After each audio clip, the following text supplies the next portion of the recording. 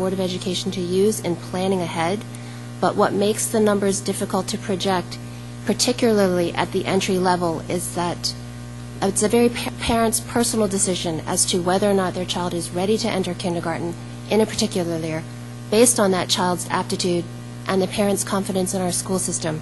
So it's something that needs to be examined with a sharp eye. The Weston schools are an enrollment-driven organization, and the Board of Education needs to be constantly mindful of keeping those class sizes manageable. The teacher-to-student ratios that are in place respond to what has worked successfully in prior years, and we should continue to adhere to those guidelines going forward. Thank you. Ms. Harvey? I'd like to add a couple of things to what my fellow panelists have said.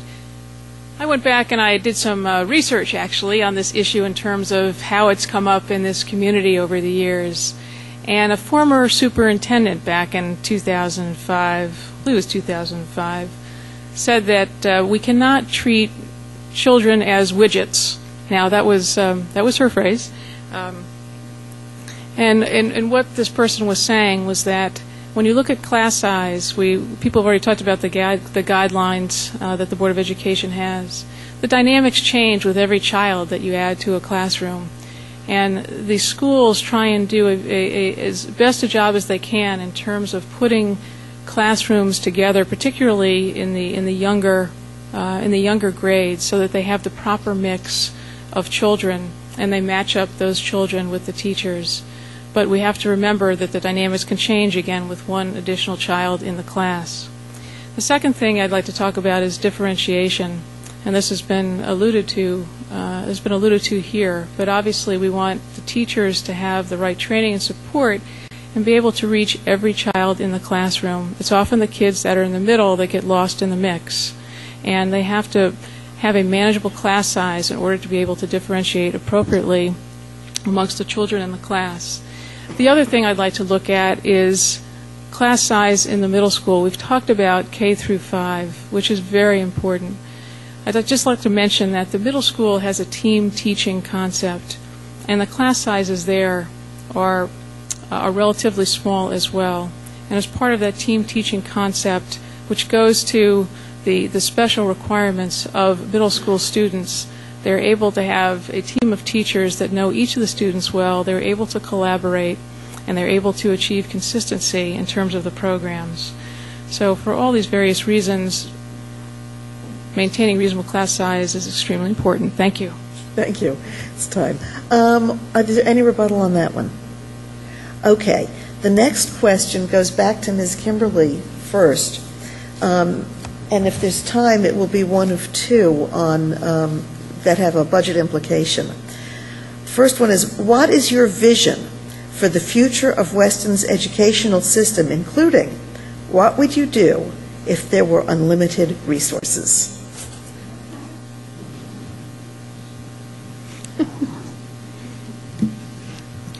Well, let's see, I'd probably have class size of 1. What's my vision for the Weston school system? We have a wonderful school system now. I think it only can get better. I think we have to continue to hire the best teachers we can, to push the curriculum envelope, to work with the students that come to us all across the spectrum, and to embrace the families that are here and work with them. I would like to continue to find new creative ways that we can bring community members into the classroom. We're doing that right now with an inventors workshop in the middle school. I'd like to see more experts come in and work in the classroom with the children. If we had unlimited resources, it's only your imagination could wander. I think class size would actually be probably one of my priorities. That I think we could make the classes smaller, perhaps even have more than one teacher in a classroom. I think the teamwork setting in the middle school is amazing, and I think that would work even better in the elementary school level. We have a small high school, and that limits the offerings that we're able to offer. I think we could offer even more breadth and depth in the high school as well. Thank you. Ms. Stack? As I said earlier, I think one of the most exciting parts about being on the Board of Education is planning policies, looking ahead, and thinking in broad brushstrokes. The vision for the schools can extend generations beyond the students who are currently in the schools today. I would continue to support our administration. You know, it's the board's job to attract, recruit, and retain the best. Give them sound counsel and support, and let them get on with the business at hand. We are fortunate to have had good stewardship that has put the Weston schools in the position of excellence where they are today, and I will continue to support that administration so that we can continue going forward in that direction.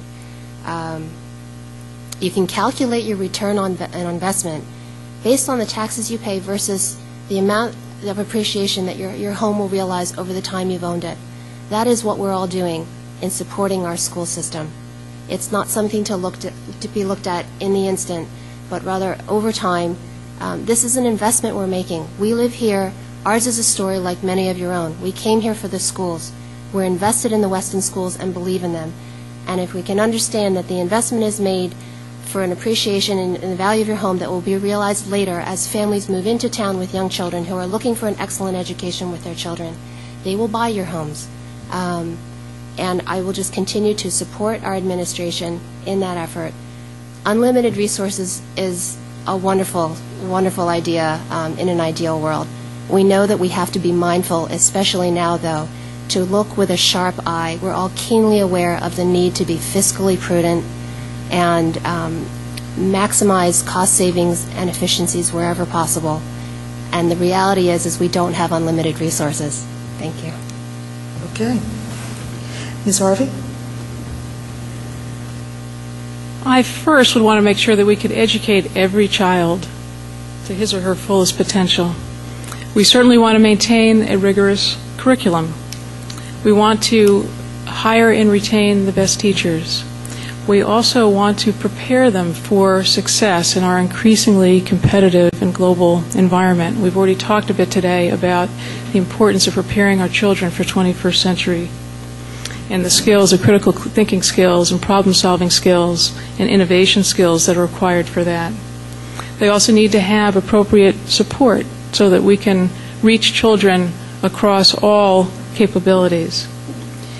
Talked about differentiation. We've talked about enrichment. I would love to bring the TAG program to every single child in the school system. There are some fabulous things in that program, and when we talk about critical thinking skills, there are many things that they do in that program that enhance creativity and give the kids a number of opportunities. I'd also like to make sure that our kids understand the importance of community service.